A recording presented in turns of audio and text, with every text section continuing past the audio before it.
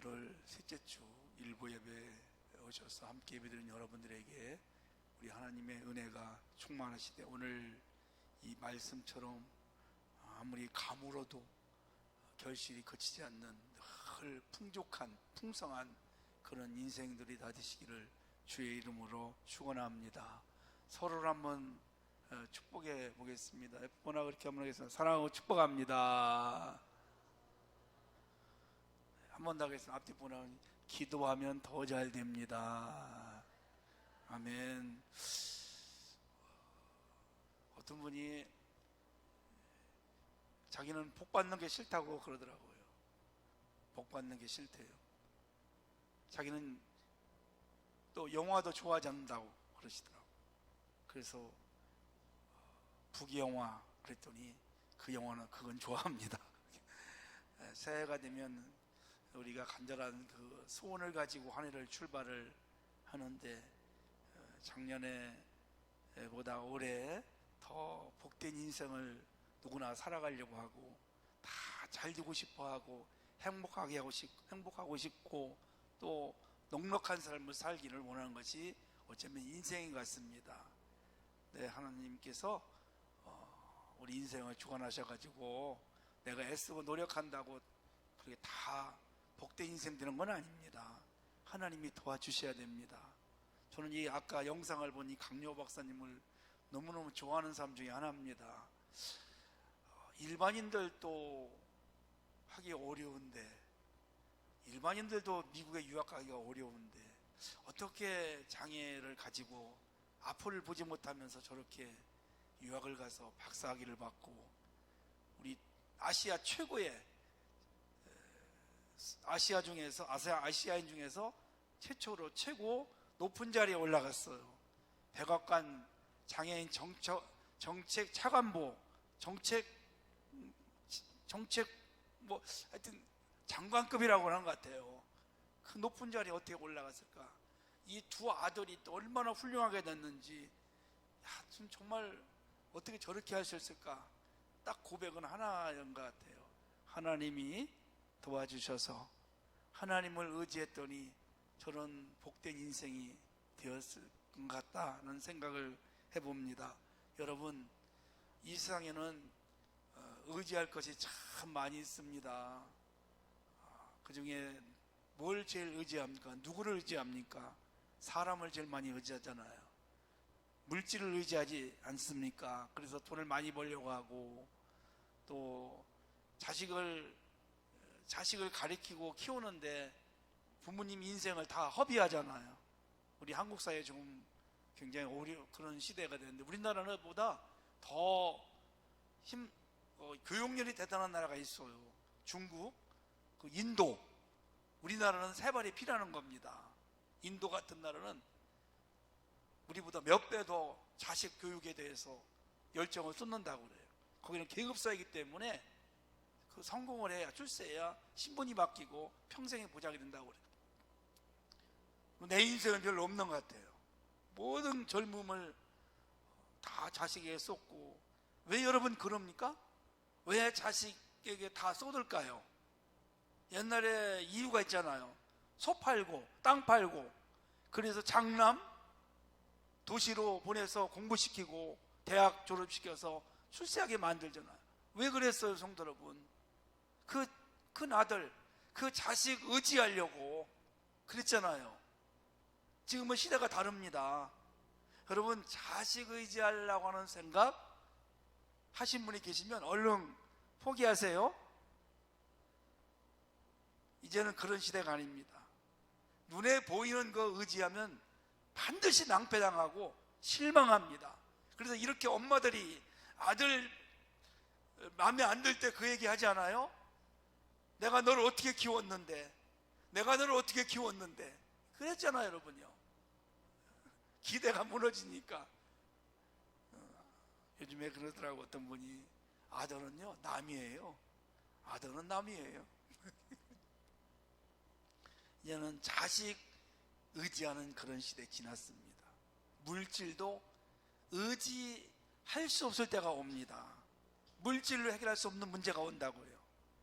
우리는 하나님을 의지하고 나아갈 때 복된 인생을, 축복받는 인생이 될 줄로 믿으시기를 바랍니다. 창세기 13장에 보면 아브라함이 조카 롯과 함께, 종들과 함께 가나안을 향해서 막 가는데, 가는 중에 정말 하나님의 축복으로 큰 부자가 됐어요. 그래서 너무 많아가지고 짐승도 많고 그래서 같이 갈 수가 없어요.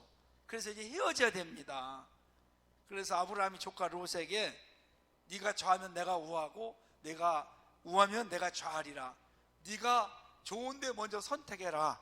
그때 조카 롯이 얼씨구나 그러면서 눈에 보이는 요단들, 아주 좋은 땅, 화려한 땅, 번화한 땅, 그게 소돔과 고모라 땅이거든요.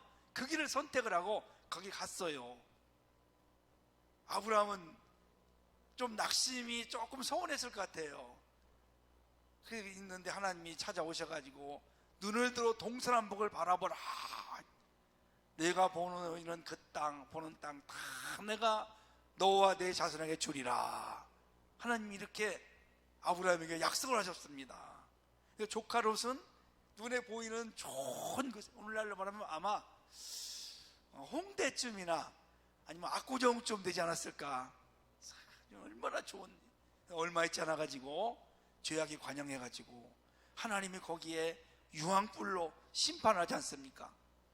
그런데 아브라함이 그걸 알고 기도하면서, 아브라함의 기도를 하나님 외면하지 못해 가지고 간신히 이 롯이 몸만 구해 가지고 거기서 나오게 되죠. 여러분, 우리가 눈에 보는 대로 살면 안 됩니다. 우리가 느낌으로만 살아서는 안 됩니다.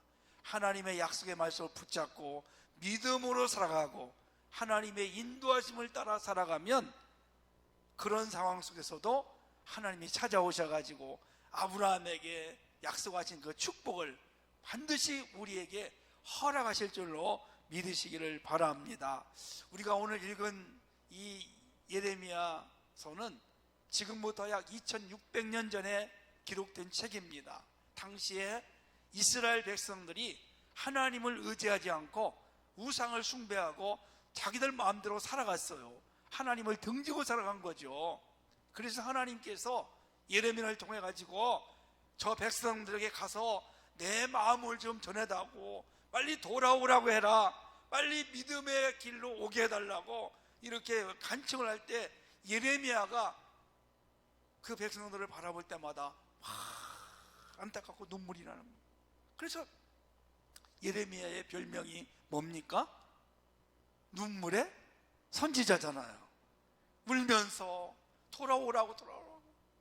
그렇게 하나님 멀리 떠나 있다가 하나님의 심판을 받을 것이라고 눈물로 하소연하고 그렇게 간절히 얼마나 눈물을 흘렸는지. 그래도 이스라엘 백성이 듣지 않았습니다. 그때 당시에 이제 그 중동 지역의 상황이 어떻냐면 아스르라는 나라가 있었어요. 이 아스르가 북쪽 이스라엘을 멸망을 시켰어요. 그런데 신흥 세력 바벨론 나라가 다시 강대해짐으로 이 바벨론이 아스르를 멸망을 시키고, 그리고 또 이 유다까지 삼키려고 여러분 침략을 합니다. 그러다가 결국 유다가 멸망을 당해요. 그게 BC 586년이니까 2500, 지금부터 한 60년 전 이야기입니다. 그때 멸망을 당해요. 그 전에 멸망을 당하기 전 예레미야가 그렇게 돌아오라고 하나님 의지하라고, 그러다가 멸망한다고, 그러다가 고통당한다고 그렇게 눈물로 하더라도 돌아오지 않고 어떻게 했냐면요, 바벨론이 침공을 하니까 애굽 나라가 그때 좀 강했거든요. 그래서 애굽과 동맹을 맺어가지고 애굽하고 이제 동맹을 맺어서 애굽의 도움을 받으려고 합니다. 그런데 하나님께서 결국 멸망을 시켜요. 사람 의지하다가, 힘 의지하다가 낭패를 본 겁니다. 여러분, AD 70년에 이스라엘이 죄값으로, 예수님을 십자가에 못 박은 그 죄값으로 로마에게 멸망을 당합니다. 그때부터 약 1800년 동안 전 세계에 흩어져서 이제 방황 생활을 하는 거예요. 그러다가 하나님의 은혜로 1948년에 독립을 하게 됩니다. 여러분, 그런데요, 이스라엘이 지금 한번 보세요. 본토에 한 600만 명 됩니다. 1000만 명은 전 세계에 지금 흩어져 있어요. 그 600만 명의 인구를 가지고 중동에 몇 억 되는 그런 나라들과 전쟁을 하는데 하나도 꿀리지 않아요. 미국 가가지고 막 도와달라고 그러지 않아요. 여러분 봤어요? 보셨어요? 우리 좀 도와달라고, 우리가 지금 위기가, 우리가 어려움당하고 중동의 다른 나라들이 저렇게 우리를 공격하니까 우리 좀 도와달라고 미국 가가지고 그렇게 막 우리나라처럼 그렇게 하잖아요. 우크라이나 대통령을 보세요. 러시아하고 전쟁하면서 껄뜻한 미국 가서 의회 가가지고 우리를 좀 도와주세요, 우리나라 대한민국에도 도와달라고, 여기저기 도와달라고. 그런데 이스라엘은 도와달라고 하지 않아요. 거기는 사람들에게 좋은 무기 뭐 그런 것이 문제가 아니라 하나님을 믿고 의지합니다. 그러니까 함부로 이스라엘을 누구도 건들지 못해요. 그게 여러분 강한 나라입니다. 무기가 좋아서 전쟁에 승리하는 거 아닙니다. 하나님이 도와주시는 겁니다. 하나님이 함께 하시기 때문에 이스라엘은 당당하고 그렇게 전쟁에서 물러나지 않아요. 마찬가지로 우리도 그렇습니다. 사람을 의지하다가, 돈을 의지하다가 낭패를 보는 사람 얼마나 많습니까? 그 오늘 이야기를 예레미야가 두 종류의 나무의 비유를 들어서 우리들에게 오늘 1월 셋째 주에 주고 있습니다. 자, 본문에 보니까 두 종류의 나무가 나옵니다. 하나는 사막의 가시떨기나무 같은 나무고 하나는 물가에 심겨진 나무예요. 여러분 한번 상상해 보세요. 어떤 나무를 선택하시겠어요? 사막에 있는 나무, 땅을 보십시오. 본문에 보니까 뭐라고 되어 있냐면 본문에 보니까 이 사막에 심겨진 나무는 땅이 간조한 땅, 건건한 땅, 이렇게 말을 하고 있습니다. 간조한 땅, 건건한 땅, 이게 뭐냐면 사람이 살기가 어려운 땅입니다. 그래서 간조한 땅은 바짝 마른 땅이고 비가 안 오니까, 또 건건한 땅은 소금기가 있는 그런 땅입니다. 이런 땅에는 나무도 잘 자라지 않지만 사람이 살기가 어려운 이런 곳이죠. 그래서 이 떨기나무를 다른 말로 비유하면 벌거벗은 가난한 결핍한 이런 상태를 의미합니다. 그러니까 사람으로 말하면 벌거벗고 가난한 그런 삶을 살아갈 수밖에 없다, 이렇게 말을 하는 것입니다. 그러니까 여러분, 사막에 지금 떨기나무 같은 나무는 가난하고 벌거벗고 궁핍하고 늘 고통 가운데 살 수밖에 없다는 것을 말씀하고 있어요. 그런데 또 물가에 심겨진 나무는 우리가 뭐 요 가까이 용암천, 왕죽천 옆에 보아도 아시겠지만 항상 이 물이, 수분이, 영양분이 공복되니까 아무리 가물어도 그 강변에 있는 나무들은 잎이 푸르고 열매가 사시사철 맺히고 늘 좋은 그런 풍성한 나무로서의 그런 열매를 맺고 살아간다는 것을 말씀합니다. 그러니까 우리가 뭡니까? 사시사철 아무리 경제가 불황이고 어렵고 힘들어도 하나님께서 이 믿음의 사람들을, 하나님을 의지하고 살아가는 사람들에게는 결국 늘 때를 따라서 은혜를 베풀어 주시고 능력을 주시고 또 필요한 것들 채워주시는 그러한 삶을 살아가게 만들어주는 것을 말씀하고 있습니다. 여러분은 어떻게 살아가시겠어요? 사막에 그런 땅에 뿌리를 놓고 살아가는 나무가 같은 삶을 사시겠어요? 아니면 물가에 심겨진 그런 나무처럼 늘 하나님을 붙잡고 믿음으로 바르게 살아가는 삶을 살아서 때마다 일마다 하나님께서 필요한 것들, 있어야 할 것들, 부족한 것들을 하나님의 아버지로부터 공급받고 살아가시겠습니까? 어떻게 하시겠어요? 미국에 한 두 젊은이가 있었어요. 근데 이 젊은이가 방탕한 삶을 살아요. 매일 만나서 술 먹고 그냥 젊음을 막 소비하는 것. 어느 날도 둘이 술을 먹고 술에 취해서 막 같이 어깨동무하고 가다가 헤어지게 됐어요. 두 갈래길에서 헤어집니다. 한 사람은 그 길을 따라서 가다가 보니까 강둑이 나오는데 가면서 과수원의 과일을 따먹고 훔치는 흥미를 느끼게 되면서 갖고 싶은 거, 부족한 것들을 막 도둑질하면서 살아갔어요. 어느 날 어느 집에 들어갔다가 도둑질하다가 주인에게 들켜가지고 그만 주인을 칼로 찌르고 살해하고 나중에 잡혀서 교도소에서 사형 선고를 받고 있었어요. 어느 날 아침에 신문을 펴보니까 깜짝 놀랄 사람이 거기 있는 거. 그날 밤 같이 헤어졌던 사람이 미국의 대통령으로 취임한다는 거. 그 사람이 아브라함 가필드 20대 대통령이라는 겁니다. 깜짝 놀란 거. 근데 그 가필드는 그날 또 친구하고 이쪽으로 헤어지면서 이렇게 보니까 교회에 게시판에 그날 부흥회가 열렸는데 죄의 삭선 사망이다, 이렇게 그날 밤 게시판에 써 있는 걸 보고 아마 성령에 이끌렸겠죠. 그 술 한잔 먹은 그런 몸을 가지고 거기 들어간 거예요. 가서 그날 부흥에 참여하고 거기서 주님을 만나고 회개를 막 눈물을 흘리면서 거듭난 거예요. 그때부터 새로운 삶을 살아가는데 열심히 공부를 해가지고 대학 교수가 되고 미국의 하원이 되고 상원의원 하원이 되고 그렇게 해서 나중에 20대 대통령이 된 그 가필드.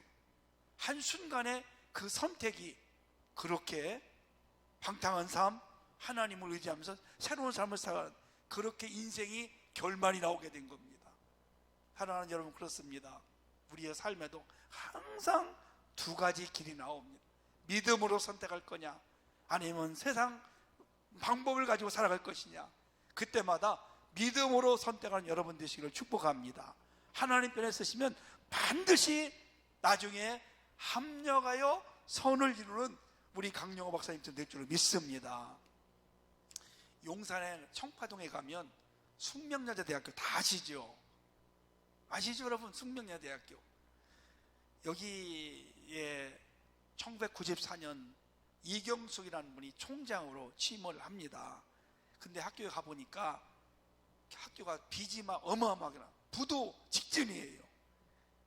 이 원래 숙명여대는 고종 황제가 땅을 하사를 했는데 해방이 되었음에도 불구하고 이 땅 정리를 안 해가지고 지금 나라 땅으로 되어 있습니다. 그래서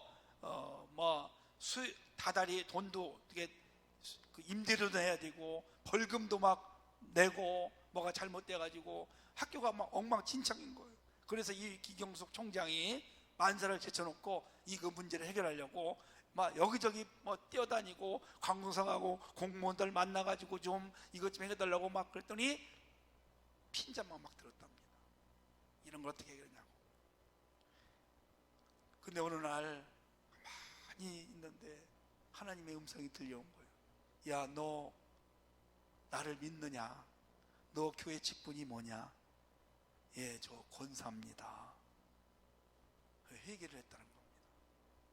교회 권사가 기도는 하지 않고 하나님 앞에 해결할 방법을 묻지 않고 그냥 사람 만나가지고 해결하려고 그렇게 뛰어다니는, 해결이 안 되더라고요. 그때 회개하고 20일을 작정 기도를 막 했다고 그래요. 새벽 기도를 했다고 합니다. 하나님 앞에 회개하며, 하나님, 저는 힘이 없습니다. 제가 사람을 의지하고 해결해 보려다가 이렇게 안 됐습니다. 이 문제를 해결하시는 분은 오직 하나님이십니다. 이 숙대는 하나님의 학교입니다. 그런데 하나님이 그러더래요. 마음속에, 너 지금까지 한 번도 나한테 이렇게 해달라고 해봤냐? 기도를 안 한 거예요, 여러분. 이름만 다른, 이름만 권사야. 그냥 머리만 가지고 한 거예요. 왜 사람에게 그렇게 구하고 사람들에게 그렇게 아쉬운 소리를 하느냐.